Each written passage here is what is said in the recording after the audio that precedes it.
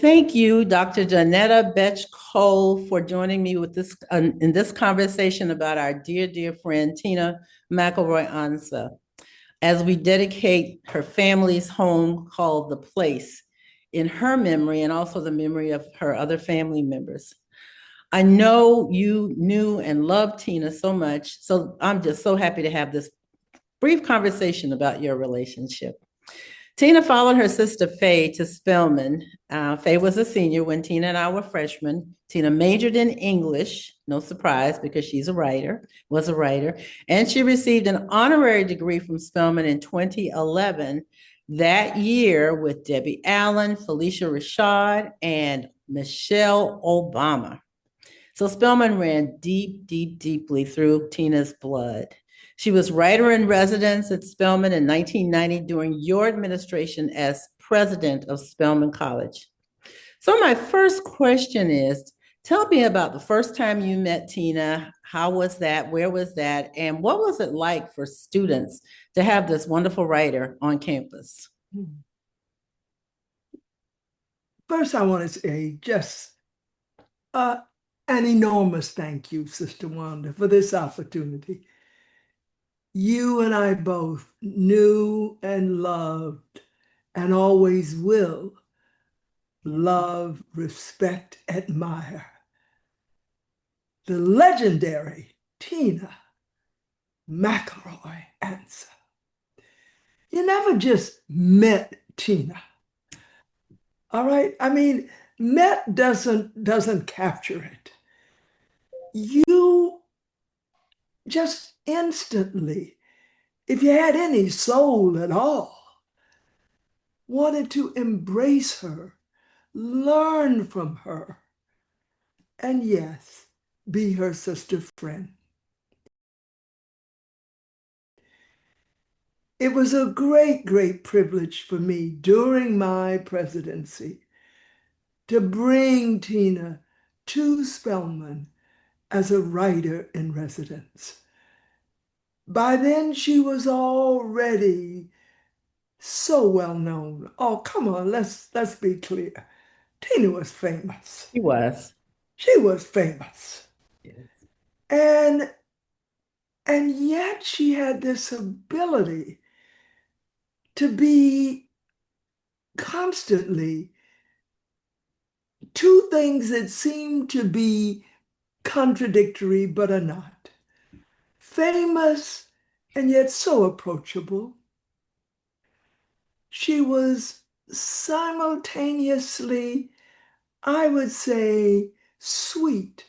Just a sweet person. But Tina was also strong. She was simultaneously just precious and powerful. And while I would never claim that, I was her bestie, something I think you can claim, but it was a privilege for me to have Tina in my life. After all, when I think about the great storytellers of the world, I'm going to include my Spelman sister, Tina McElroy Ansa. That's great. So that was more of the professional relationship when you first met because you were president and you stayed in touch through the years, I'm sure. Now, in recent years, Tina was, of course, living on St. Simon's Island, Georgia, and you were not that far away in Jacksonville. So when you and your husband moved to Jacksonville, where you grew up, tell me, you stayed in touch or you got back in touch? What was your relationship like in the later years? As close as white on rice and black on coal. Okay. But I have to say, my Spelman sister Wanda, a lot of that really was because of you. We were something of a threesome you, Tina, and I. Yes, working on a project, but also just enjoying the sweetness of sisterhood. And so when my husband JD and I moved to the American Beach community, not far from Jacksonville, it really was not that far to get to Tina. Yeah. And we had such memorable experiences. I'm talking about going to Tina's favorite restaurant and just enjoying what it was like to commune over food, or just picking up Tina and in the process of driving from one point to another, the storyteller of all storytellers would make it not just a trip, Mhm. but an adventure. So I miss her deeply because Tina's physically no longer with us. But as you know, my dearest sister Wanda, what she left us is forever. Not just what she wrote.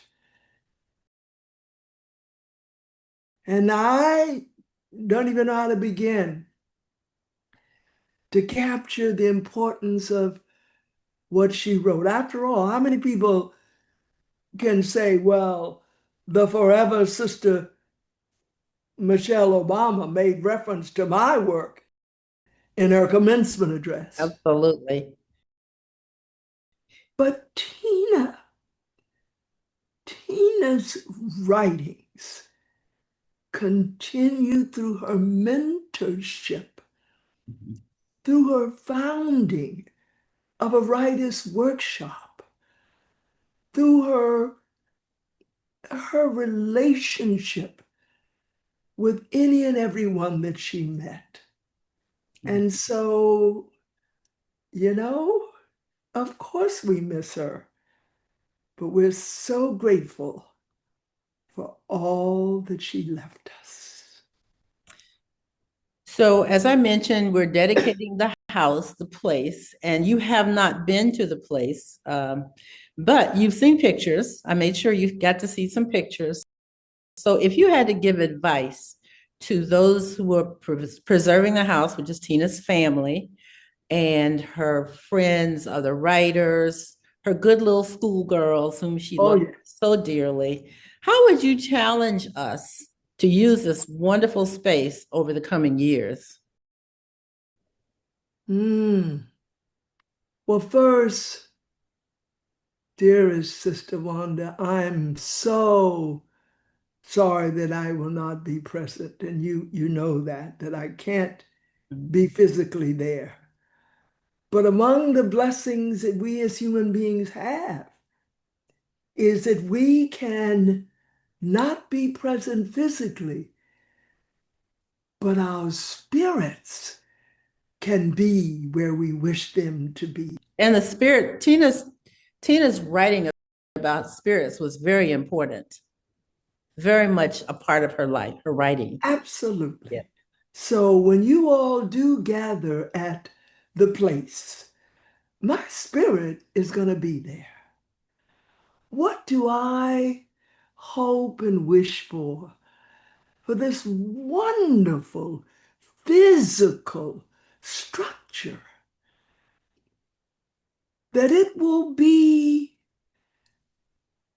physically an environment in which all that our sister Tina was. And that means welcoming, but that also means challenging. It should be warm.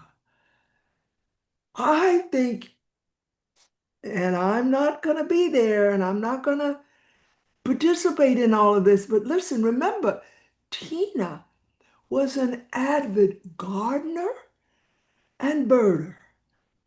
And so it's got to capture her relationship with nature. And of course, it's got to be a place of inspiration. Not only for the established writers of our people, it's got to be a place of inspiration for those who are on their way, who imagine that one day they too could be a storyteller like our incredible sister friend, Tina. Thank you so much. You have wrapped it up so beautifully, because we do hope that it becomes a place of inspiration for writers. And it is a 10-acre property. And so there is potential for gardening.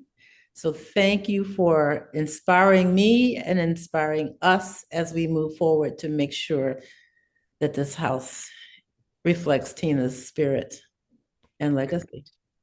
Tina lives.